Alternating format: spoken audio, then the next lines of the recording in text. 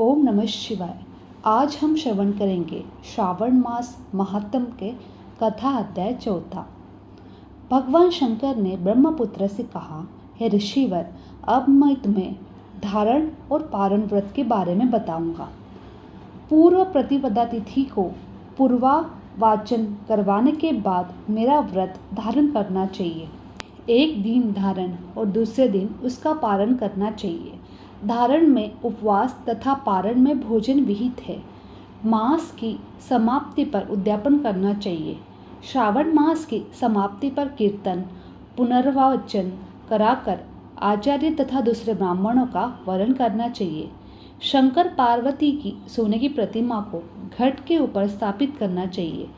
रात्रि में भक्ति पूर्वक शिव महापुराण का श्रवण कीर्तन आदि करके रात्रि जागरण करना चाहिए।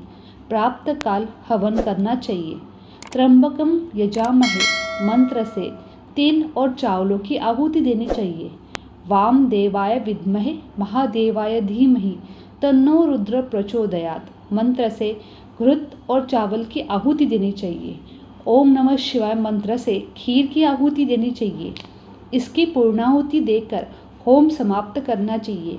ब्राह्मणों को भोजन कराना चाहिए और आचार्यों का पूजन करना चाहिए। इस प्रकार व्रत को पूर्ण करने से ब्रह्म हत्या आदि पापों से मुक्त हो जाता है मनुष्य। इसमें लेश मात्र भी संदेह नहीं है। हे सनत कुमार, अब तुम श्रावण मास में उपवास की विधि सुनो। श्रावण मास की प्रतिपदा तिथि को मनुष्य एवं स्त्रियों को संयमाप्त एवं जितेंद्रिय होकर व्रत का संकल्प करना चाहिए। अमावस्या के दिनों में लोगों को वृषभध्वज भगवान महादेव को षोडशोपचार विधि से पूजन करना चाहिए। ब्राह्मणों को वस्त्र अलंकार देकर उनका पूजन करना चाहिए। उन्हें भोजन कराकर दक्षिणा देकर हाथ जोड़कर विदा करना चाहिए। इसी तरह मास उपवास का व्रत मुझे प्रतिदायक है। 1,00,000 संख्या वाली रुद्रवती विधि से करना चाहिए। इस विधि को हे सनत कुमार ध्यान पूर्वक सुनो। यह संपूर्ण सिद्धियों को देने वाली है। साधारण रुई की 11 बत्तियां निर्मित करें। यह बत्तियां रुद्रवती नाम से जानी जाती है। श्रावण मास के प्रथम दिन से इस विधि का संकल्प करें। श्रावण मास में देवों के देव महादेव में भक्ति पूर्वक गौरीश की 1,00,000 बत्ती की आरती करूंगा। यह संकल्प कर प्रतिदिन 1,000 बत्तियों द्वारा पूजन करना चाहिए। व्रत की समाप्ति पर 71,000 बत्तियों से आरती करनी चाहिए। या प्रतिदिन 1,000 बत्तियों से आरती कर अंतिम दिन 13,000 बत्तियों से आरती करनी चाहिए। या एक ही दिन में 1,00,000 बत्तियों से आरती करनी चाहिए। यह बत्तियां मुझे सबसे अधिक प्रिय है। इनको शुद्ध घी से प्रज्वलित करना चाहिए। इसके बाद सदाशिव का पूजन करके तथा कथा सुननी चाहिए। सनत कुमार भगवान रुद्र से बोले, हे महादेव, मुझे अब आप यह बताने का कष्ट करें कि इस व्रत का प्रभाव क्या है, इस व्रत को किसने किया है और इस व्रत के उद्यापन की विधि क्या है। ये सब आप मुझे विस्तार पूर्वक कहिए। भगवान शिव ब्रह्मपुत्र सनत कुमार से बोले, तुमने जो भी मुझे पूछा है उसको मैं तुम्हें बताता हूँ, ध्यानपूर्वक सुनो। यह व्रत सब व्रतों में श्रेष्ठ और महान व्रत प्रदान करने वाला है तथा संपूर्ण उपद्रवों को नाश करने वाला है। यह व्रत पुत्र पौत्र और सौभाग्य प्रदान करने वाला है।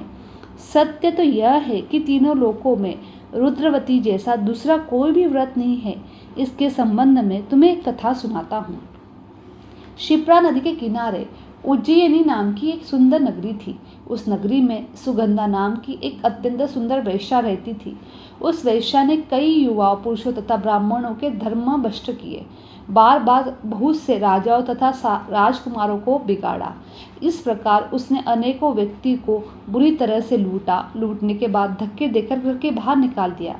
अब वे सम्मानित नगरी में शर्म के मारे किसी को अपना मुंह न दिखा सकते थे।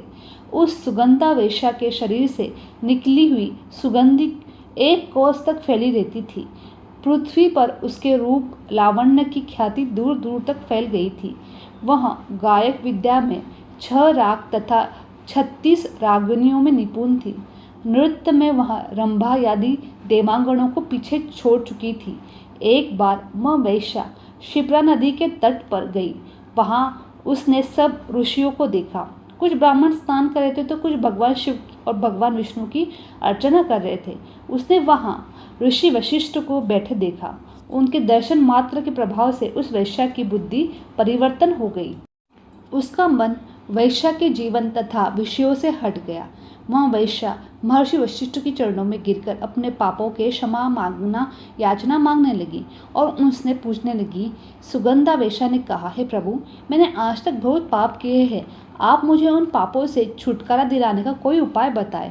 महर्षि वशिष्ठ ने उस वैश्या की बात सुनकर बोला, तुम मेरी बात ध्यानपूर्वक सुनो। तेरे पापों का नाश जिस पुण्य के करने से होगा, वह सब उपाय मैं तुम्हें बताता हूँ। तू वाराणसी में जाकर रुद्रवती नाम का व्रत कर। यह व्रत महान व्रत देने वाला तथा शिव शंकर की भक्ति से मन को लगाने वाला है। इस व्रत को करने से तुम्हारी सद्गति हो सकती है। महर्षि वशिष्ठ के वचन सुनकर वह सुगंधा नाम की वैश्या अपना खजाना नौकरों और मित्रों को देकर वाराणसी चली गई। उसने महर्षि वशिष्ठ द्वारा बताए गए व्रत विधि विधान से सहित किया, जिसके फलस्वरूप वह वैश्या पंचभौतिक शरीर को त्याग कर भगवान शंकर के शरीर में विलीन हो गई। जो भी स्त्री इस व्रत को जिस इच्छा को लेकर करती है, उसे वह अवश्य प्राप्त होती है। हे सुनत कुमार, अब तुम माणिक व्रतियों के महात्मा को सुनो। माणिक व्रतियों का व्रत करने से स्त्री मेरे अर्धासन की भागीदार बन जाती है। वह स्त्री महाप्रलय तक मेरी प्रिया होकर निवास करती है। अब मैं तुम्हें इस व्रत की पूर्ति के लिए इसकी व्रतोद्यापन विधि बताता हूँ। इस व्रत को करने वाली स्त्री पार्वती सहित शंकर की प्रतिमा स्थापित करे।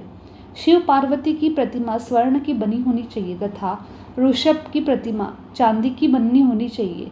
यथाविधि पूजन करके रात्रि को जागरण करे।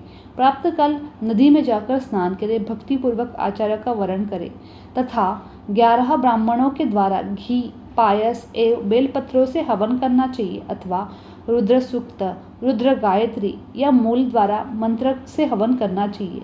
पूर्णाहुति कर आचार्य आदि की पूजा करके 11 ब्राह्मणों को जोड़े सहित भोजन कराना चाहिए। इस प्रकार जो भी स्त्री वह संपूर्ण पापों से मुक्त हो जाती है। स्थापित सामग्री घट, शिव प्रतिमा आदि आचार्य को समर्पित करनी चाहिए। इस व्रत को करने वाली स्त्री एवं उसके पति को 1000 यश्वमेध यज्ञ के फल की प्राप्ति होती है। इति श्री श्रावण मास कथा अध्याय 4 समाप्त। बोलो हर हर महादेव।